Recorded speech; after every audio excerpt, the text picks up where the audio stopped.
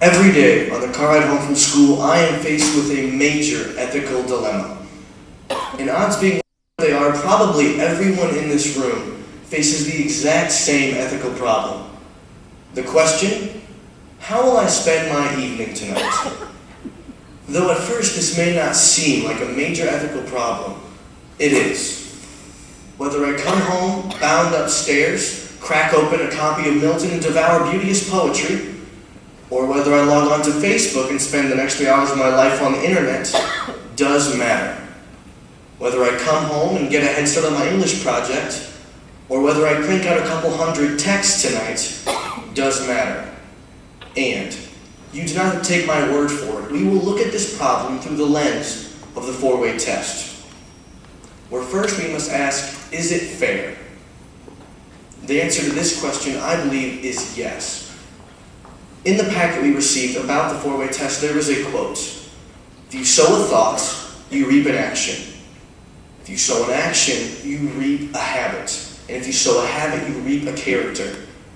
From this, we can see that a thoughtful action today is a step, albeit a small one, for me towards the man I will one day become. After all, isn't life just a collection of todays strung together? Every day we have choices, and those choices will echo throughout eternity. Secondly, is it fair? Clearly, we can also see that this is another big yes. No one can make you learn. If I go home tonight, someone may strap me in a chair, force open my eyelids, and make me see information.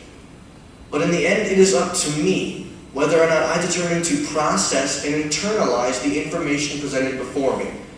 No one can make you learn. It is your choice to listen, internalize, and turn that into an action. On top of that, we decide to learn on our own. After 3:16, when the final bell for school rings, my education is now entirely in my hands. No one else's. I can go home and can further what I've learned that day, or I can go straight to bed. The truth is that it is fair because it rests totally on my shoulders. Next, will it build goodwill and better friendships? And I can answer this from personal experience. I remember many days waiting eagerly by the window for my father to come home from work. Now, my father could have come home from work and said, "Ben, I'm very sorry, but unfortunately I just have a few more hours of work to get through," but I do not remember that happening even once. Instead, I remember my father would play ball with me, and I still cherish those hours of tossing around the frisbee, the football, and the baseball in the backyard. He left work at work. He managed his time so that at home, he could spend it investing in myself, my sister, and my mother.